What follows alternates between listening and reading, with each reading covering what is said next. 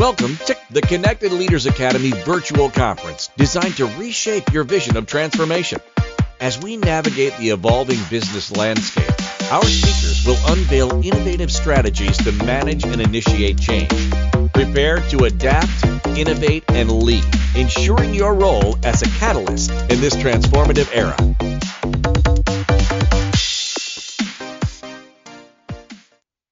Your darkest moment doesn't define your ending. It defines the moment that your comeback begins. For 12 years, I was married and working in corporate America. From the outside, my life looked like something to admire. A husband, a career, kids, home, a routine.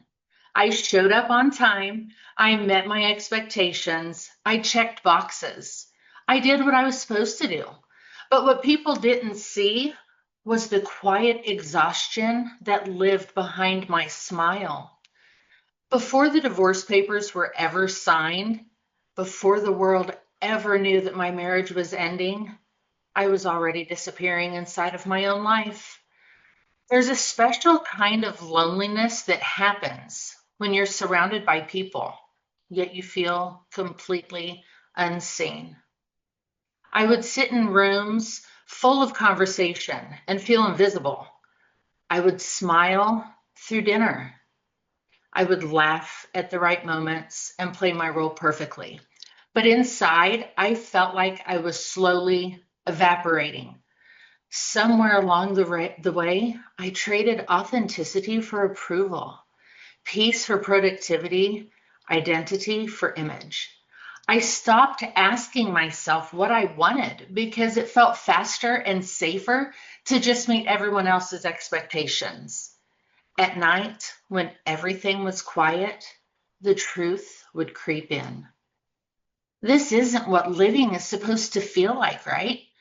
But I would wake up the next morning and do it all over again, not because I was strong, but because I was terrified of what would happen if I stopped.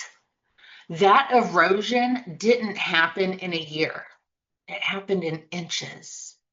And by the time the divorce became final in August of 2016, there wasn't much left of me to fight back. Over time and overnight, actually, I became a single mom with fear as my roommate and shame as my shadow. Bills stacked up higher than hope. Sleep disappeared. My stomach stayed in knots. Every decision felt like a threat, and I told everyone that I was fine. But inside, I was unraveling. Fear makes you desperate, and desperation makes you vulnerable to the wrong kind of rescue. During that season in my life, there were two men. One was my abuser. At first, I didn't call it abuse. I called it stress. Miscommunication, a rough season, my fault. Because when you really feel broken, you don't question someone who confirms it. The control didn't start with hitting. It started with who I talked to, where I went, what I wore, how late I stayed, and which friends caused problems. They came as subtle shame. If you were smarter, if you listened better, if you weren't so emotional. And I believed it. Not because it was true, but because my identity was already shattered. But here's the hardest part to admit out loud. I saw some of the red flags, but I stayed anyways. Because sometimes the fear of being alone feels heavier than the fear of being hurt. Every time I stayed, the shame grew deeper, and I started asking myself, how did I get here? How did I let this become my normal? And why can't I leave? The same shame voice always had an answer ready. Because this is all you deserve. And that lie took root inside of me. And once the shame convinces you that you are the problem, you stop believing that escape is allowed. My talk changed. I spoke less and apologized more. My behavior changed. I isolated from people who questioned what they saw. My mood changed. Anxiety became my normal, and numbness became my survival tool. That's TBM. Before anyone ever teaches you what that means, I will. And at the same time, there was another man in my life, my best friend, the one who saw the fear inside that I tried to hide, the one who noticed when my TBM shifted before I had the words for it, the one who knew something wasn't right even when I insisted that I was fine.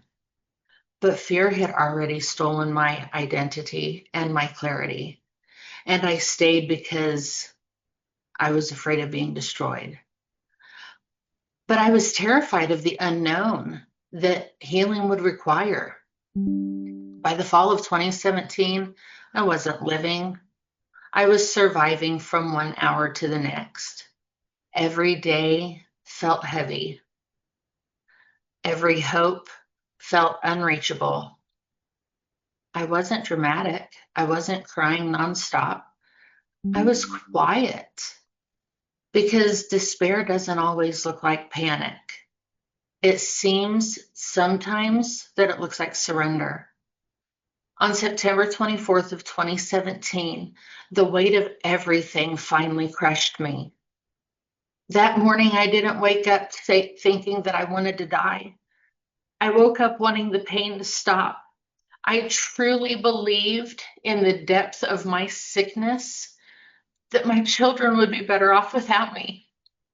Not because I didn't love them, but because my mind was drowning in hopelessness. And I made one desperate decision. I jumped from a moving vehicle, my best friend's vehicle. I attempted suicide. I didn't want to die. I just wanted the pain to stop. And what I didn't know in that moment was that pain doesn't disappear when you die. It simply transfers to the people who love you. I don't remember the moment that I hit the ground. I remember waking up confused, disoriented, in pain, and surrounded by machines that were breathing for me. Why didn't it work? The first face I clearly remember seeing is my mother's. Her eyes were red, her hands were shaking. She had already lost one child, and here she almost lost another. And the look on her face told me everything that my broken body couldn't feel yet. The doctor soon explained that I suffered left post-traumatic brachial plexopathy with avulsions of C7, C8, and T1. In simple terms, the nerves in my left arm had been violently torn from my spinal cord. No finger movement, no normal sensation, and pain that feels like electricity trapped under my skin. But the physical pain wasn't what shattered me the most. What shattered me the most was the moment that I realized I was still alive. That's when it really hit. My children almost grew up without their mother. That realization crushed me in no way any other injury could.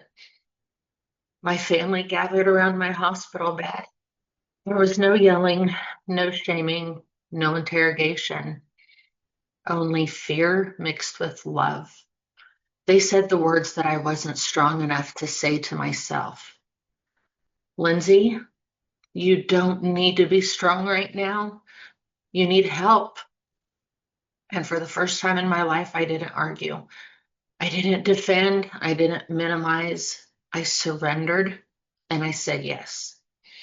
So I committed myself to a mental health facility.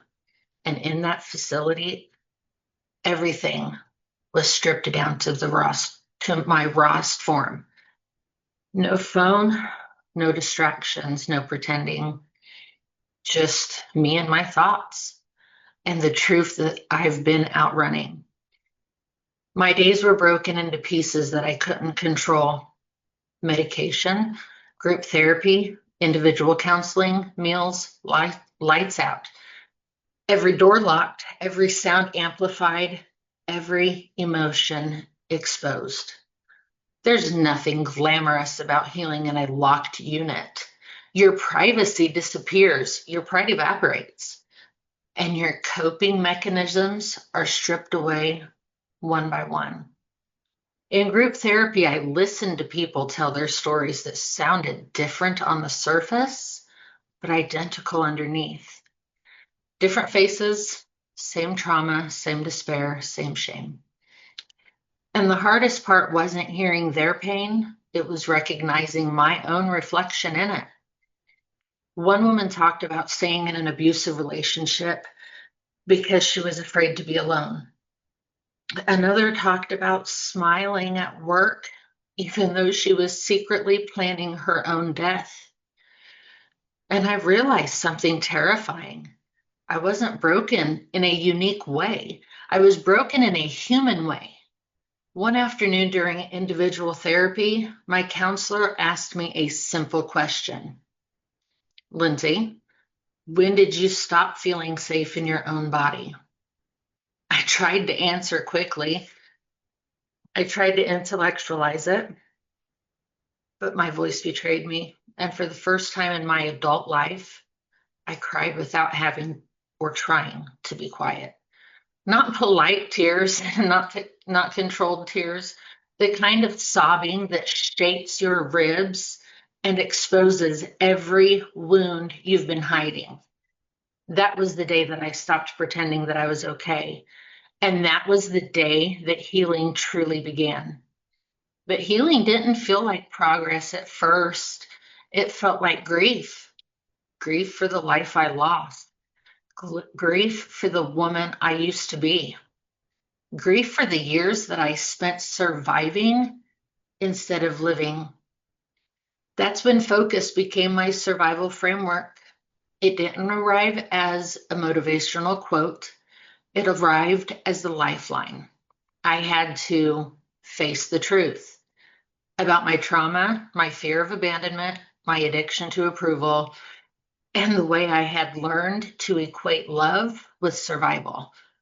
You cannot heal what you refuse to face.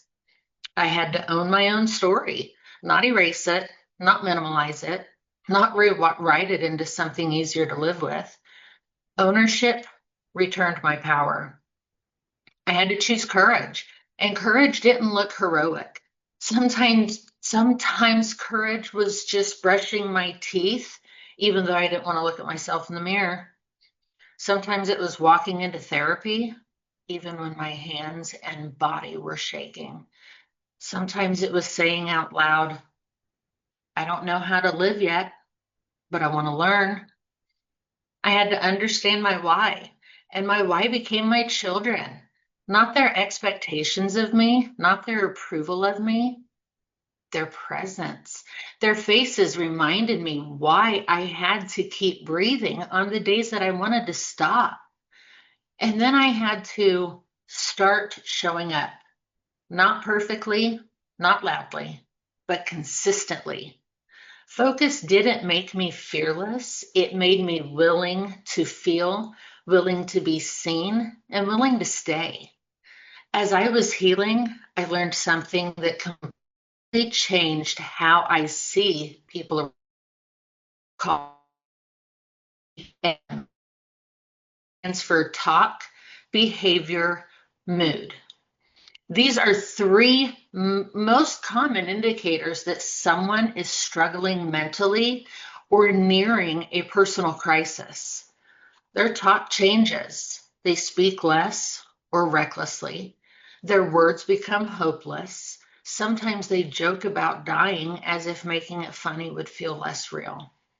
Their behavior changes. They withdraw, sleep patterns shift, and they stop doing things that they once loved. Their mood changes. Their sadness deepens. Anger sharpens and numbness takes over. And here's the most dangerous part. Most of us notice these changes in others, but we don't notice these changes in ourselves. We stay silent because we're afraid of saying the wrong thing to these people. But silence almost killed me.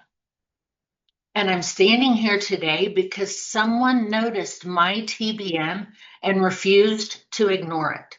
Someone asked me the uncomfortable question. Someone stayed in the conversation, and someone chose connection over comfort. And that single thing changed everything. When I was finally released from the facility, I didn't walk out healed. I walked out unsure. Unsure if I trusted my mind, my strength, or even if I trusted myself. Recovery didn't follow a straight line. Some days I felt empowered, other days I felt broken all over again. And then came one of the hardest moments of my life. Seeing my kids. For the first time after my attempt, my heart nearly stopped. I had rehearsed what I wanted to say to them 100 times, but when I saw their faces, nothing prepared me for the way the guilt would hit. I wondered, do they hate me? Do they feel abandoned? Do they feel ashamed? And then they wrapped their arms around me and said, Mom, we love you. And in that moment, I understood something that changed everything for me. They didn't need my explanations. They needed my presence. So I started earning back the trust that the only way that you can, with consistency. I was showing up when it was uncomfortable. I was listening when it was painful, and I was staying when I felt like hiding. Slowly, hesitation turned into conversation, distance turned into laughter, and fear turned back into my family. Now that I was home, I started to learn how to live inside of my own body again. Healing didn't look bold, it looked hesitant. It looked like taking one step forward and needing 2 days to recover from the fear that that step created. I questioned everything about myself, my thoughts, emotions, strength, worth. And through that fragile season, one person never left my side. The man who's seen me at my worst, the man who witnessed my darkest moment when I jumped from his truck. He did not walk away from me, he walked towards me. He didn't rush my healing. He didn't demand explanations, and he didn't try to fix me. He just simply stayed. And over time, something began to grow between us that I never truly felt before. It wasn't chaos or fear or control. It was safety. That man is now my husband. Our love wasn't built on romance. It was built on boundaries, honesty, patience, and grace. We had to learn how to disagree without fear. We had to learn how to rebuild trust without interrogation and love without trauma writing the story for us. And for the first time, I learned what emotional safety felt like. Not butterflies or adrenaline, not constant crisis. But even as my heart was learning how to rest, my body was still at war. And since that night, I have lived with relentless pain.